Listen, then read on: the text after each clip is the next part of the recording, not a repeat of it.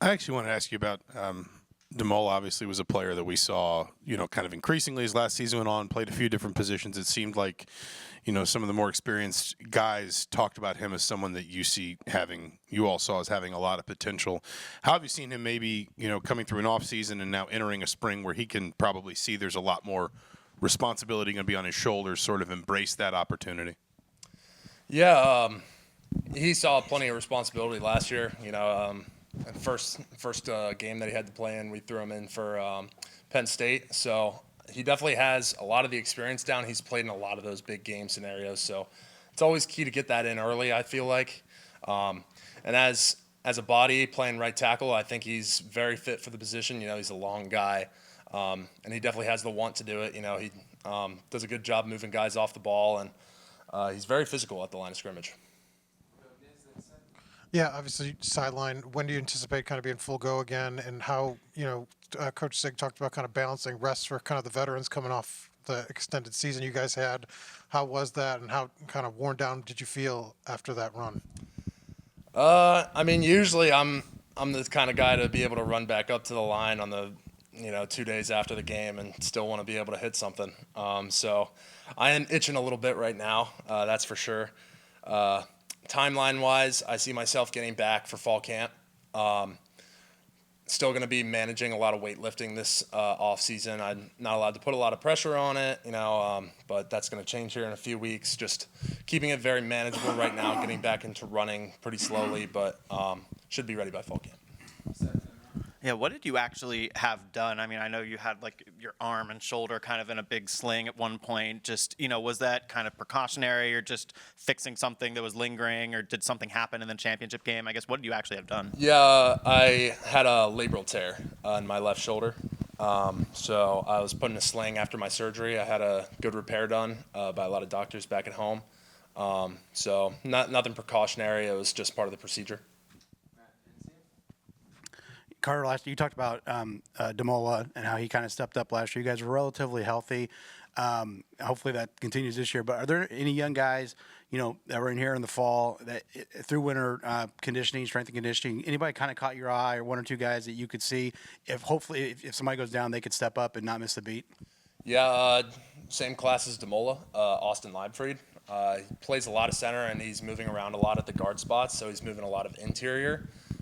So I think him being a swing player for a lot of our inside spots fills a lot of gaps.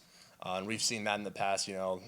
Drew kind of gets banged up here or there, and we'll throw DeMola in there, throw Zen in there, and now it's going to be Austin being thrown in there. Another guy that I kind of see stepping up is Baylor Wilkin. He's going to be doing our left tackle work with the ones all spring.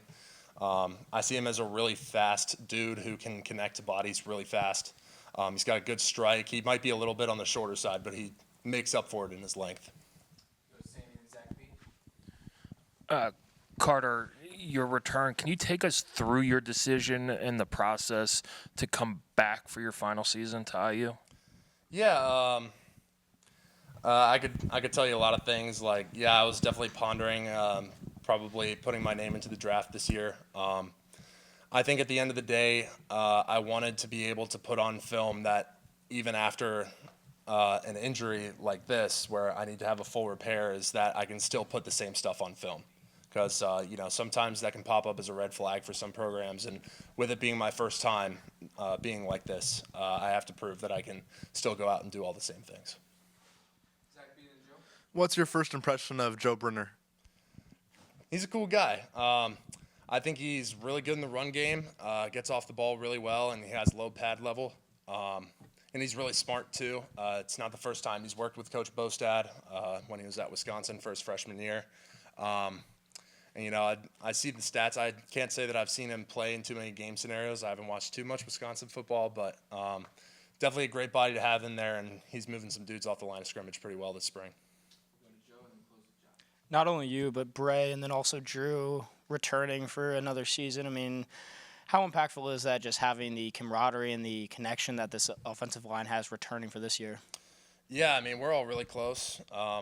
Drew coming in a little late, obviously, back in 23, but he meshed in with the group really well, and having three guys in the same room for so long definitely helps build that camaraderie. And helps bring the culture around the room still. And, we have plenty of experience now, too. We have guys who have played plenty of football. We've all been starting for at least 3 years now. So having that anchor on the O-line is really huge.